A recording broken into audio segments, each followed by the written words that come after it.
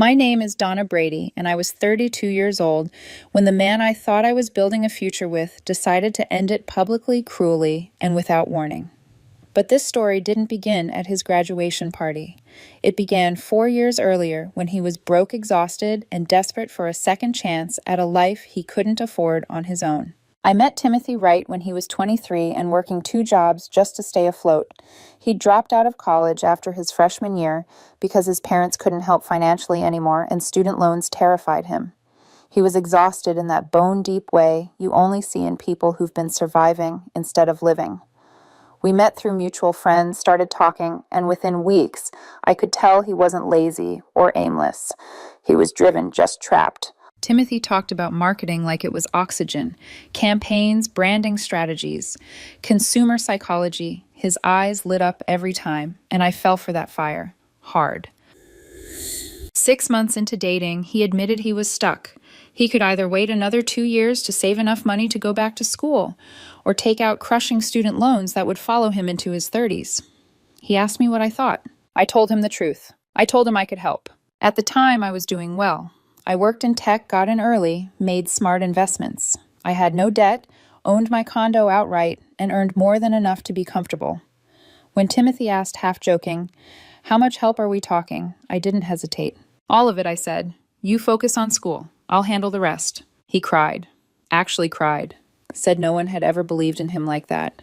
But here's the thing this matters. I'm not naive. My father was destroyed in a divorce where he paid for his ex-wife's education, and she left him the month after passing the bar, took him for everything. I grew up watching that fallout. I learned early that love doesn't cancel accountability.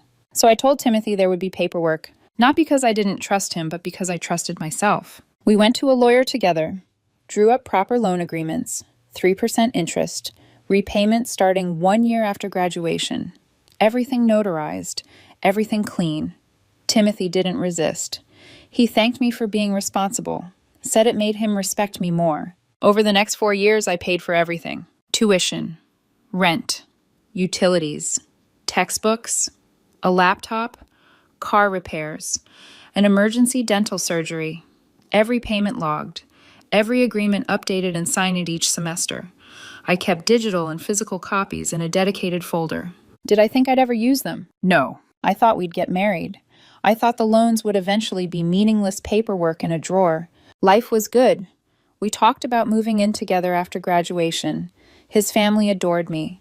His mother would tear up thanking me for saving her son's future. They called me the best thing that ever happened to him. Graduation was supposed to be our victory lap. I helped pay for the party too. A big one. Over 100 guests. His family, his friends, my coworkers. Open bar. Catered food. I even gifted him a professional camera, wrapped and ready. I remember standing there that night watching him laugh with his classmates thinking we did it. I just didn't know who we really were yet. People love to say money doesn't matter in relationships. That love is enough. That commitment makes everything else fade into the background. I believed that once too. For 4 years, I believed it so deeply that I structured my entire life around supporting Timothy Wright emotionally, financially, and quietly without ever making it feel like a debt between us. On paper, the numbers were clean and clinical, tuition payments broken down by semester, rent and utilities logged monthly, textbooks, software subscriptions, a replacement laptop when his old one died 2 weeks before midterms, car repairs when his transmission failed, an emergency dental visit that left him shaking in pain and crying with relief when I told him not to worry about the bill. By the end of it all, the total sat at $127,000, neatly itemized in a spreadsheet I updated like clockwork. But none of that captured the real cost. What the documents didn't show were the nights I stayed awake while he studied keeping the apartment quiet, making coffee at 2 in the morning because he was spiraling before an exam. They didn't show me skipping vacations, postponing renovations on my condo, turning down indulgences because I wanted to make sure there was always a buffer if he needed something. They didn't show the emotional labor being his cheerleader, his safety net, the person who told him he wasn't a failure when he bombed a presentation or got rejected from an internship.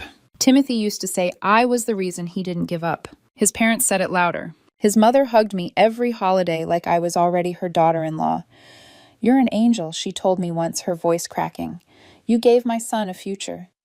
His father shook my hand and said, "We'll never forget what you've done for him." They both knew about the loans. They knew everything.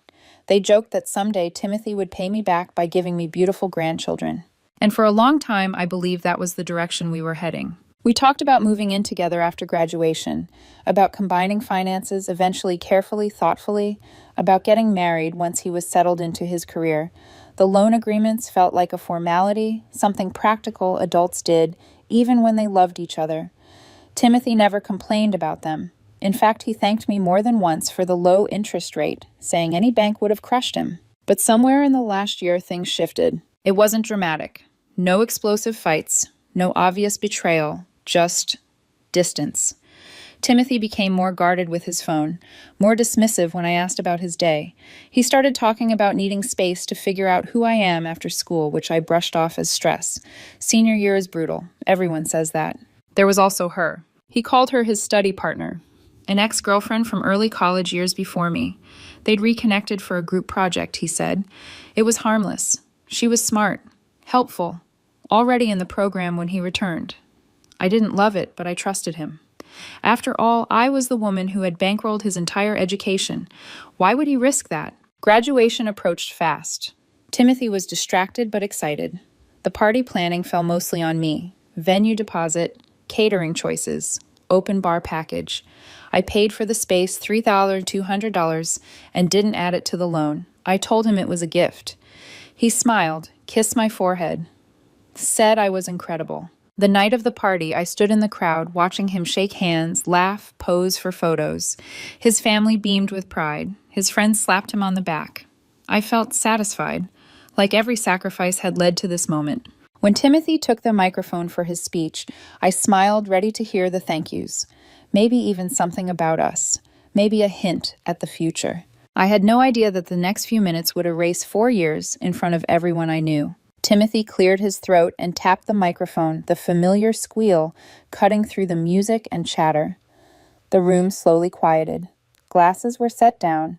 Conversations faded. More than 100 faces turned toward him, expectant, smiling, proud. I stood near the back close enough to see his expression clearly. He looked calm, confident, almost rehearsed. "Thank you all for coming," he began. "This journey hasn't been easy, and I couldn't have done it without so much support." Polite applause followed. I smiled, my chest warm. I expected my name next, or at least a glance in my direction. Instead, he kept going. "This feels like the right moment for new beginnings." Something in my stomach tightened, just slightly, a flicker of anticipation. For half a second, I wondered absurdly if he was about to propose. Timothy had never been traditional, but he liked symbolism. A graduation party, a room full of family, a fresh start. Then he said it. "I'm breaking up with my girlfriend."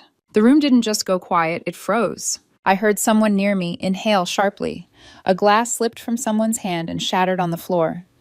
My own ears rang as if a pressure wave had hit me. Timothy didn't look at me. He kept talking. "She's been amazing, truly," he said, voice steady. "But I've realized that she's been holding me back.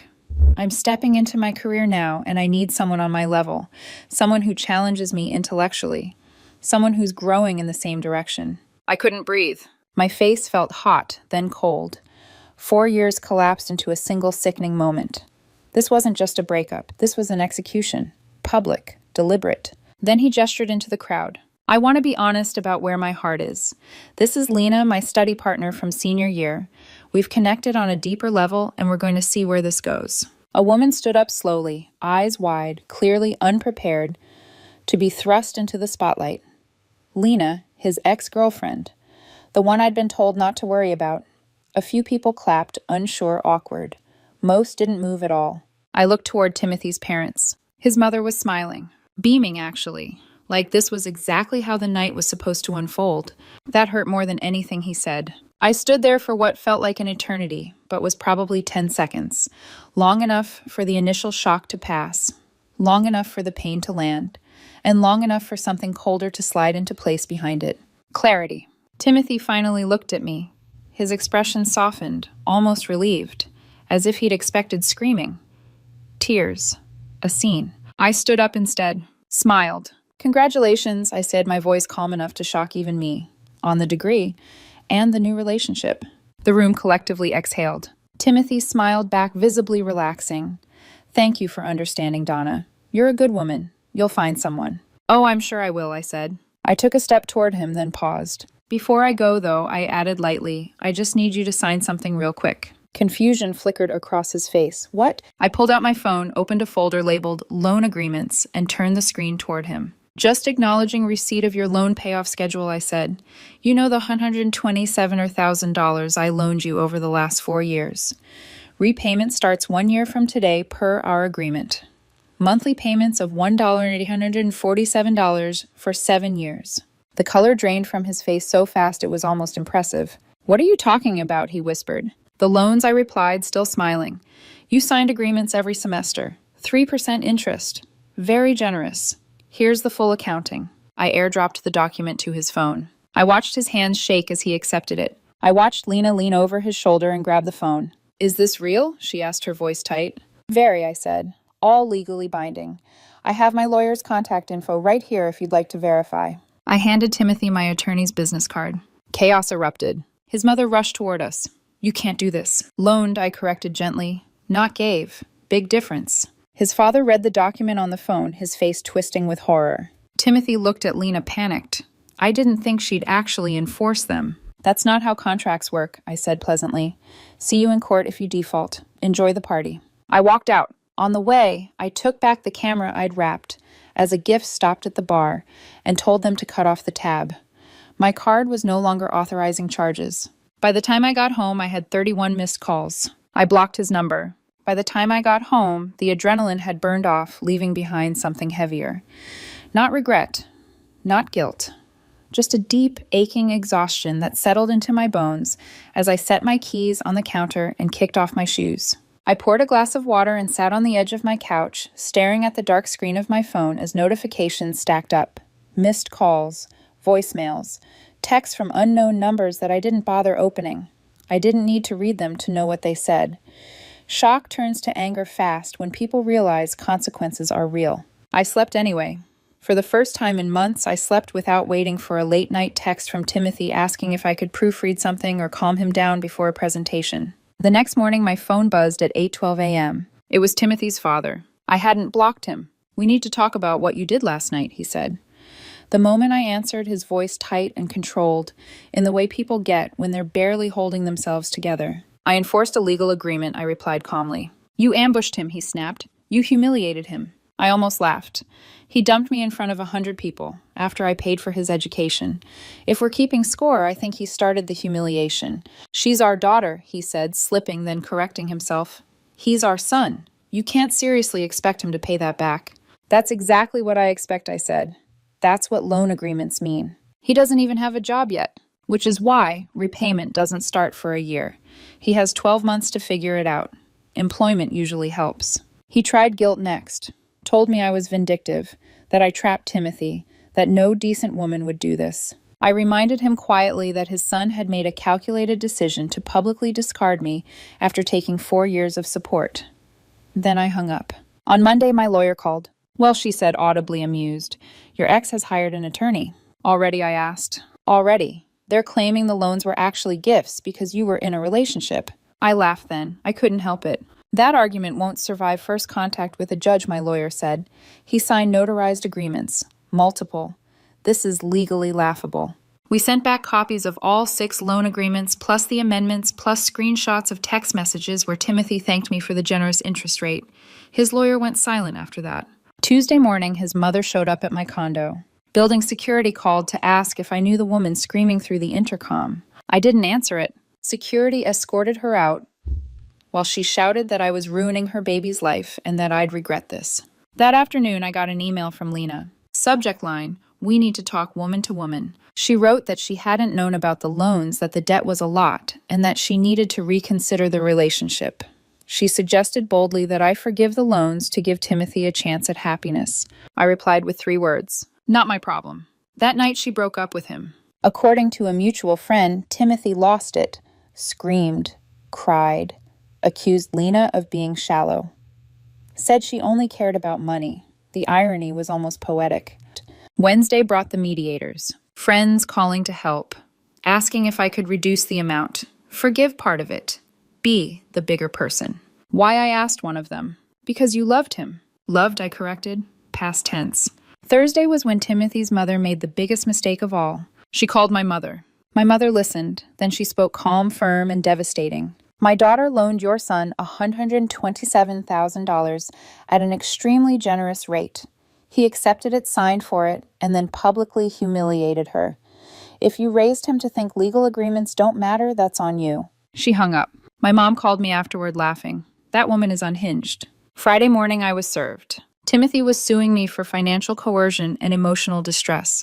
He was asking for $250,000. My lawyer called within minutes. This lawsuit is dead on arrival, she said. But now we counterclaim, and this gets expensive for him.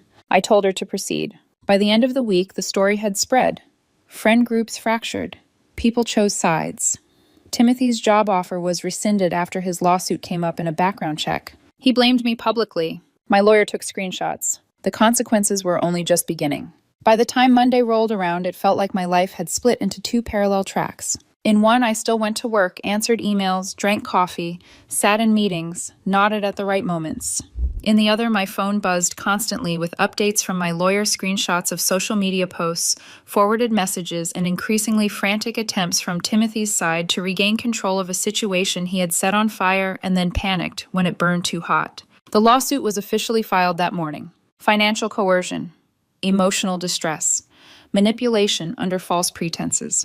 $250,000. When my lawyer walked me through it line by line, I felt something unexpected. Not fear, not even anger, but embarrassment. For him. The claims were sloppy, emotional, contradictory. They painted Timothy as a helpless victim with no agency, despite 4 years of signed, notarized agreements and documented conversations acknowledging the loans. This reads like it was written to scare you, my lawyer said flatly. Not to win. So what happens next, I asked. We file a motion to dismiss with prejudice, she replied. Meaning if the judge agrees, and they will, he can't refile. And then we counterclaim for the full loan amount plus legal fees. He made this expensive on purpose. He doesn't get to walk away from that. I approved it without hesitation. That week was when the pressure campaign really began. Timothy's parents emailed, called, texted.